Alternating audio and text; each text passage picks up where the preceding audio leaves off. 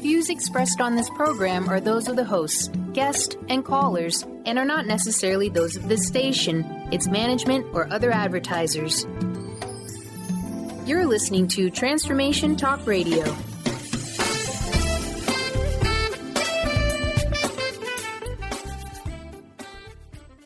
Moms, are you ready to become enlightened, empowered, and stress-free?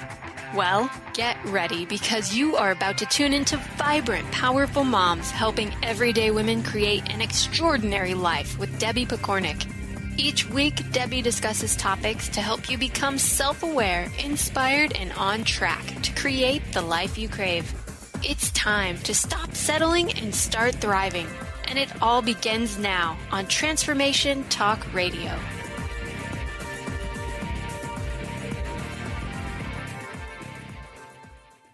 This is Debbie Pokornik, host of Vibrant, Powerful Moms, a podcast focused on helping you remember who you really are, to awaken to what you already know and trust that you are absolutely perfect for the role of being you.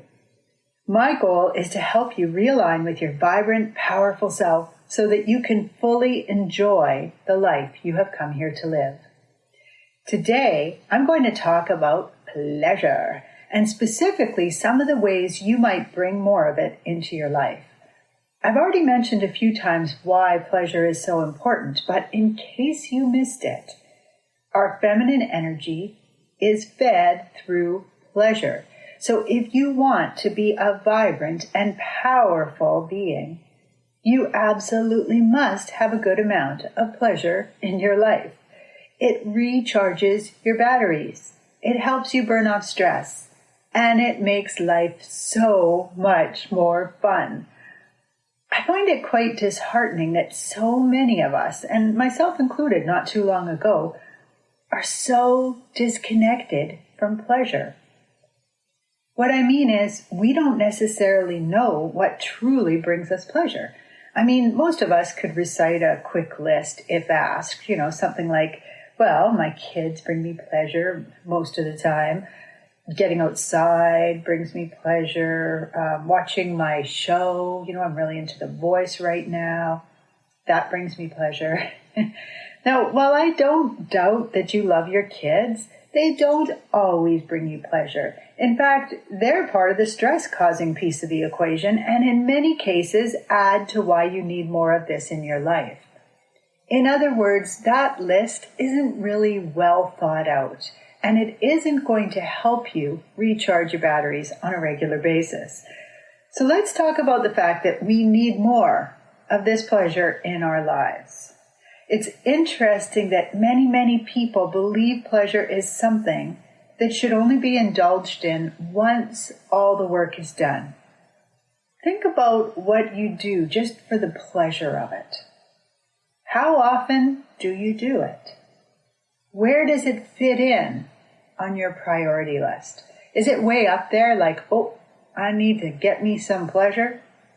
Or is it way down at the bottom like, well, all right, I just have to do the dishes and give the kids a bath and get them into bed. And then if I still have any energy and any time at all, then maybe I will have a bath myself. Or maybe I'll sit down and read a book or something else that you would really enjoy. And I have to say that maybe is with a capital M.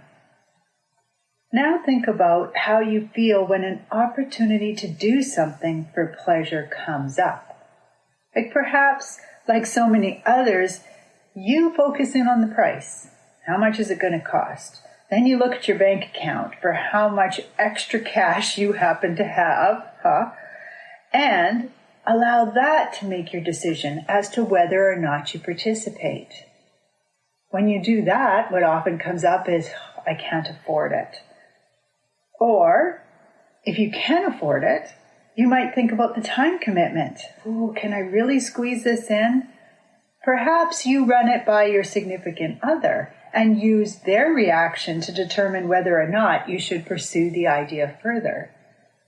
Many people, women especially, feel guilty when seriously considering doing something simply for the pleasure of it. And they think that they have to have a really good excuse in order to justify taking the time, spending the money, or lining up the childcare to make it happen. I can actually remember a really busy time in my life when a friend of mine was sick for a few days, and she had to spend that time in bed. I actually felt a little stab of envy and momentarily wished I could be sick so I could just rest and focus on healing guilt-free. How messed up is that?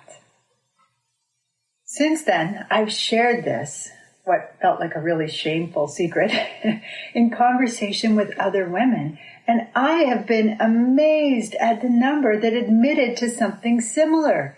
Sometimes it was thinking about being in an accident or getting a diagnosis that would make them have to be home. Others even commented on a divorce, not because they were unhappy with their partner, but because they wouldn't have to explain to anyone else why they needed that time to rest. Now, none of us are actually wishing for a life-threatening diagnosis or to be in an accident or to have our husband get up and leave us, but we're all inwardly screaming for a chance to recharge our batteries. Now, I have a group of friends who I totally love and really admire for how they make a point of reaching for pleasure. They've traveled to concerts together and to art shows. They have this yearly glamping experience, which I've participated in and absolutely love. It's true camping. We have no toilets, no running water, no electricity. We have to bring absolutely everything in with us, and it's a heck of a lot of work. But we have really awesome beds, incredible food, and there's this beautiful feminine energy that I can't even begin to describe that surrounds us because we're out in nature. It's a group of women, and we don't have any other responsibilities except for looking after ourselves. My point is that these women appear to have no guilt around making time for themselves, and they really seem to understand the importance of pleasure in their lives.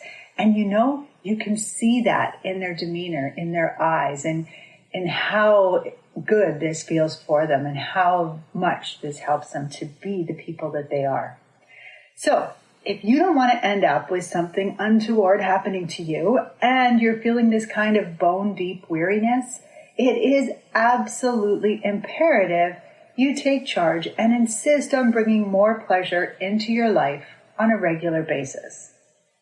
Now, unfortunately, because we've been thoroughly trained in the masculine model that I talked about last week in my podcast, many of us have really deeply internalized the message that we must work hard to succeed.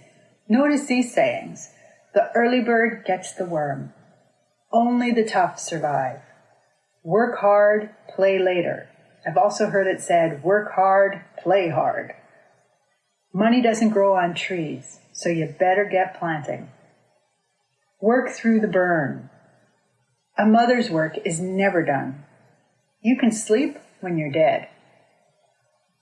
Every one of these comments suggests that you must put your energy into action, making things happen, getting things done if you want to get anywhere in life. There is no room in there for being. The underlying message is that there's no time for pleasure and that you are lazy and not worthy of success if you indulge in such things. Now, thankfully, enough people have burnt out, become ill, lost significant others, and so on, that our society has stopped to scratch its head and wonder. As a result, more and more people are catching on that we are doing something terribly wrong here. There has to be more to life than this, and they are beginning to search for what that is. This has opened the door to pleasure. Maybe just a crack, but that's enough to bring some light into the room. Now, here's an interesting little gender difference. According to Alison Armstrong, who is a woman that has made it her business to study men for many years now, and as a result has become an expert in women as well, She says that men tend to be more connected to what brings them pleasure. So they know what is pleasurable for them. They aren't typically shy about fitting it into their life. In other words, when they do it guilt-free. And the recharge they receive from doing these things, whether it be hunting, going to a hockey game with a buddy, or golfing, seems to last with them quite a bit longer than it does for women. For example, she says if a man loves riding his motorcycle and gets to go on a lovely Sunday drive, it might create a feeling of satisfaction or completeness for him that lasts several days. Women, on the other hand, tend to have a harder time identifying what fills them up. They struggle with fitting it into their lives without the guilt, and they only feel full for a couple of hours. Now, I fully recognize this is going to be different for many men and women, but if you could allow me this generalization, it really is worth looking at. In my book, Standing in Your Power, I share some ideas for filling yourself up, which is another way of saying things that bring you pleasure, and I would like to share those with you here. You know something fills you up if you enjoy doing it, you feel stronger after doing it, you feel good about yourself as a person for doing it, and or you feel a sense of happiness or contentment deep within when you do it. So here's some examples of things that might fill you up. Connection to others. This is spending quality time with your partner, with your kids, with your lover, with your family, friends, even volunteering. In fact, there's been a lot of studies that have shown that doing things for other people in a healthy way, in a way that is of service to them, can fill you up very quickly.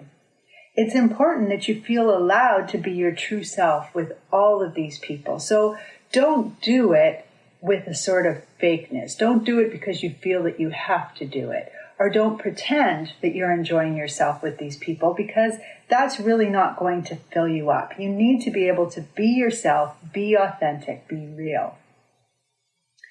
Another thing that might fill you up is movement and exercise. Well, we've talked about that quite a bit.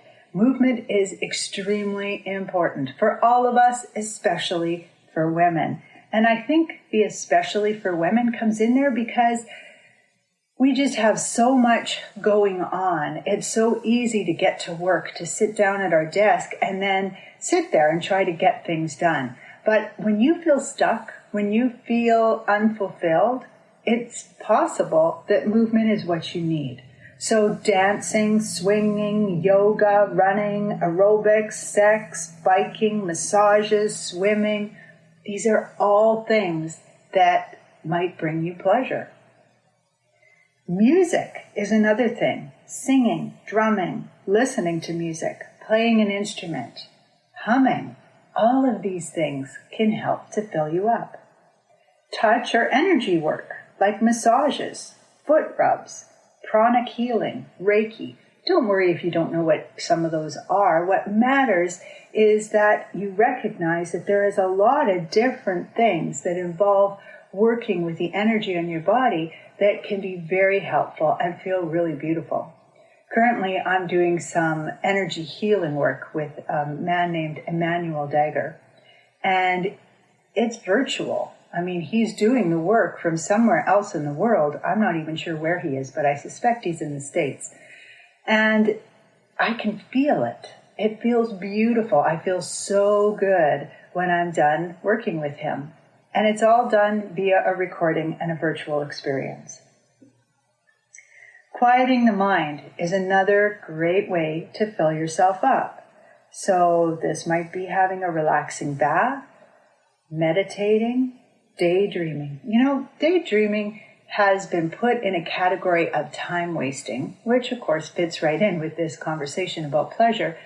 But daydreaming is actually where we access our desires. This is where we plant the seed and start that thought of what we want to transpire, to come up in the world, what we want to create. It builds desire within us. It feeds our soul in many ways. And it truly is a valuable practice. So if you like to daydream, I suggest, especially if you've taken it out of your life, that you figure out a way to bring it back in, because there's a lot of beautiful power in it. Tai Chi, Qi Gong, again, yoga, these can all be things that help you quiet the mind. But here's something to think about. A lot of people are going to yoga now because they've read Eat, Pray, Love, and they think, wow, I should be doing yoga, or maybe it's for some other reason. And they go with a goal in mind, which means that they're really going at it from a very masculine perspective of, I want to become more flexible. I want to be able to touch my head to the floor when I sit on the floor. Well, this isn't really what yoga is about. Yoga is about breathing and connecting and talking with the body. It's about feeling your muscles and stretching your muscles in a way that feels pleasurable to them and helps them to release the things that they need to release. So it's really not about a goal as much as it is about quieting your mind and reconnecting with your body. So you want to keep that in mind. With some of the things that you're trying, you might be coming at them from a perspective that isn't truly feeding those pleasure sensors that you want to feed. Belly laughs. Oh, belly laughs are a wonderful way to fill yourself up. These might be belly laughs with a friend, a child, while you're watching a show. It really doesn't matter. But a good belly laugh, you know, the kind that make you cry and you can't quite catch your breath and you can't quite stop and you've got tears flowing down your face. Oh, incredibly therapeutic. And it really gets the oxytocin flowing and can make you feel like $1,000,000. That is pleasure. Artistic expression. Writing, drawing, painting, sculpting, pottery, crafting, baking, cooking. These are all ways that we can really tune in to that creative side and have lots of fun with it. But unfortunately, a lot of people have internalized the idea that if you're not going to make money doing that, then maybe it's not for you. Now, of course, if they enjoy cooking, they can get away with the excuse that they've got to make meals for their family. But even that, sometimes the pleasure comes out of it because they just don't have the time. They don't have the time to go shopping and get the special ingredients. They don't have the time to cook up this incredible meal that they are dreaming about. So where you can, make this into a pleasurable experience. Allow it to really fill you up in more ways than just the obvious. Another thing you can do is release chi. Now, chi is energy, and we're not going to get into it in any detail now, but understand that when you clean out a closet, when you organize a drawer, when you give things away, give away clothing, or take it to recycling, you are actually freeing up chi energy. And you can feel that when you walk into a room and you've just cleaned out a cupboard. You can feel the change in the energy in the room. And so this is a very real thing. If you enjoy doing things like that, then allow yourself to do it. It always makes me think of Monica on Friends and how much she loved to organize things or to make lists or to do, the little tasks that most of us would find really awful and irritating, and we'd think it was like a death sentence to us. And she just saw it as so much fun. There's a whole pile of us that kind of stuff appeals to. So have fun with it. Just try to do it from a creative side, which is more your feminine than your masculine. Being out in nature. I am just now learning about the value of sunshine. It sounds silly, I know, because we've always known that the sun feels beautiful. When you are out in the sunshine, it actually activates the pleasure sensors of the brain, the same way that they would be activated during good sex or eating a really delicious meal or getting together with someone that you really love and haven't seen for a while. So this is really important. The sun is critical to us. And I'm learning so much about it that it does so much more than just give us vitamin D.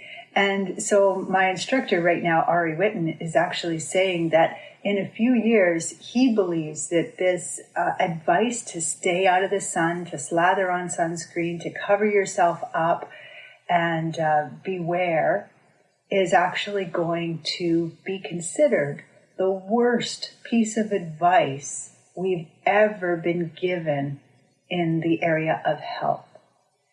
Sunshine is critical to us. The red lights that are involved in a sunrise and a sunset, they feed us very specific, important things. We need to be looking at them without sunglasses, but be careful when you do it because you don't want to be looking at the brilliant sunshine. This is when it's just a red ball before it would hurt your eyes. And so sunshine is a wonderful way to fill yourself up, to feel really good. It gets the melanin going in your skin, and that feels good. The release of that hormone actually feels good to us. Walking outside, hugging a tree, they give off electrons. Walking barefoot in the grass, same thing. They give off electrons, and our body needs those electrons because they're being stolen from us all the time. And so we really want to take advantage of that if you enjoy doing it. I mean, if it hurts your feet to walk barefoot, don't do that. Try putting your hands on a tree instead. See how that goes. If you don't like that, find another category. Go for a walk. Sit by some water. Try horseback riding. There's so many different things that you can do. But understand, nature is a big part of pleasure. So see if you can find a way to use it to fill you up. Animals are also a wonderful way to fill yourself up. Petting a dog, grooming a horse, playing with a kitten, watching a fish in a fish tank. All of these things can help to fill you, to quiet you, to calm you. And finally, the exact opposite, exciting things can also fill you up. So riding a motorcycle, flying an airplane, going skydiving, driving a race car, if those things are fun to you, then use them to fill your pleasure tank.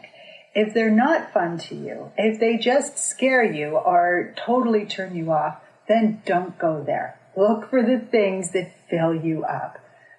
Remember what brings you pleasure and how much you need to reach the full mark, as well as the amount of time that you remain full, are going to be different for you and for everyone else. And it could even be altered for you on different days. Our souls love novelty. So what feels great one day might feel rather blasé on another. Don't force yourself to do the same thing day after day because you discovered a year ago that it brings you pleasure. So take some time and explore a little. Bring a variety of things into your life so that you can change it up. Have ideas that work regardless of where you are or how much time you have. So in other words, come up with things that you can use that are more time intensive and less time intensive, that require tools that don't require tools, that require privacy, that allow you to do them anywhere. A couple weeks ago in my podcast, I spoke about taking pleasure from little moments, and it's worth it to remind you of that here. Tuning in to those many miraculous little moments that arise on any given day, such as the feeling of sunshine on your face, having a deep, authentic conversation with a friend, laughing with your child or granddog, as is my situation. Not that I don't laugh with my kids, but they're older. It's not the same as a child's giggle. Sitting down with a fresh cup of your favorite beverage, enjoying a delicious smell, or even taking that first bite of intensely awesome food. These are all examples, but really, the list of miraculous moments could go on forever. The more you awaken all of your senses and allow yourself to fully be in the moment, the more completely you will enjoy the experience. Sometimes finding pleasure is just a matter of opening up to it. If you've enjoyed this podcast, please share it with others, rave about it on social media, and give it a positive review. With much respect for you and the journey you are on, this is Debbie Pokornik, wishing you a vibrant and powerful day. You've been listening to Vibrant, Powerful Moms with host Debbie Pokornik. If you've enjoyed this show, please give us a shout out and leave us a positive review. To find out more about Debbie and her sisterhood of Vibrant, Powerful Moms, visit empoweringenergy.com. That's empowering with letters NRG.com.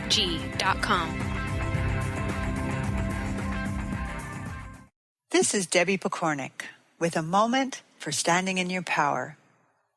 A while back, I saw a poster that had all these different kinds of fruit on it, and each piece of fruit was saying something about their body.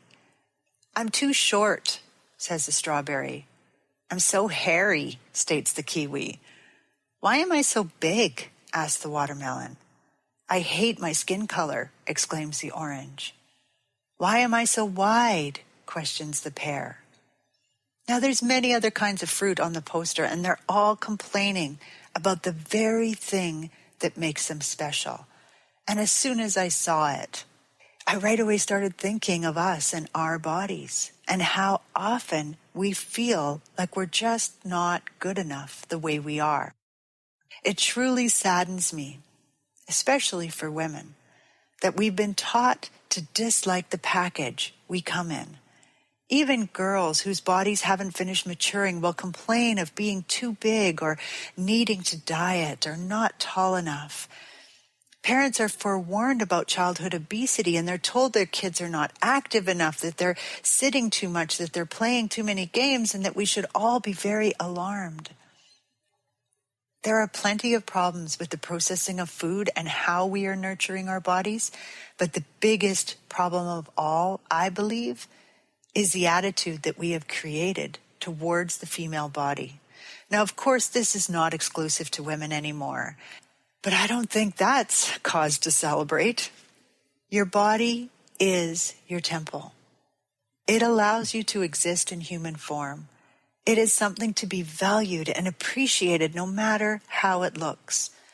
Now, this doesn't mean that you can't strive for better health or to do exercises that burn off fat or build up your muscles. It just means that no matter what your body looks like, it deserves to be loved. The caption on the poster I mentioned earlier said, "If only they knew they had such sweet bodies." I would like to extend this caption from the poster out to every person on the planet. You have a sweet body. Imagine what life could be like if we all really believed that.